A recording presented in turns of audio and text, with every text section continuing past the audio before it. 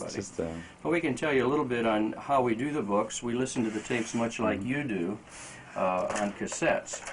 Originally, Brother Branham's messages were put onto a wire thinner than your hair back in the 40s, and then we went to large reels, and then 7-inch reels, and then we worked with 5-inch reels for about 20 years.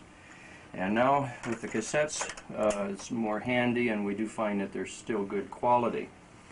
After listening to the tape originally, much like you do, using a dictaphone, I have a foot pedal.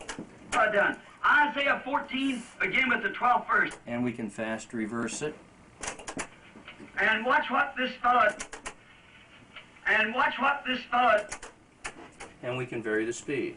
And watch what this fellow done. Isaiah 14, begin with the 12th. That allows us to get the exact word that Brother Branham is saying. Sometimes he's speaking fast, or the people are rejoicing. And many times yourself, you listen to the tape, you go back, and he didn't say what you thought he said when the first time you heard him. So we keep going over it to be sure that we're printing what he said, not only to get all the words that he spoke down, but then we're punctuating it so that it carries the thought. Not if he speaks slow do we put periods, nor if he speaks fast do we leave the punctuation out, but we're taking the thoughts as he's expressing them, not the emphasis that he's getting, and we're expressing thoughts in sentence form and then in paragraph form. So the person many times may never get the tape. They're listening to they're reading the book, and they may never get that particular tape to listen to as they're scattered throughout the world.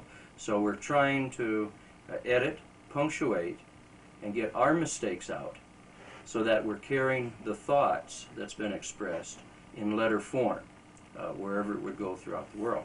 So it's listened to originally, placed onto a computer, and then it's printed out like this without any marks. It's listened to, the marks are added. You see there's a lot of corrections, and we're bringing it up all the time, more like the tape. Then it's printed out again. After those corrections are entered on the computer, it's printed out again without marks. Then it's listened to again. These marks are added. Those corrections then are entered onto the computer. It's printed out again like this.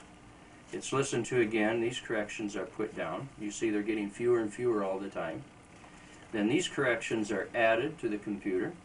Then it's printed out again like this in a book form, like you get. Now there's many other steps in between these, dozens of steps and checks that we go through. And then after it's printed in English, as you see here, then it is translated into other languages. And after it's translated into another language, then it's taken to the studio, and then those languages are spoken onto tape. So we have Brother Branham, we have the translator, we have the English, and then say, for example, Swahili, and then English, Swahili, English, Swahili, English, Swahili. Then we have a tape that runs twice as long because we have the translation onto it. Brother Branham's message has been printed in about 30 languages of the world, and right now we're printing in about 15. And last year we gave away about 4 million books on it. Yeah. Printed 4, and I think we sent out 3 million so far. Yeah. Well, thank you very much. Hope that helps. The Lord bless you. Please. Okay, shall I?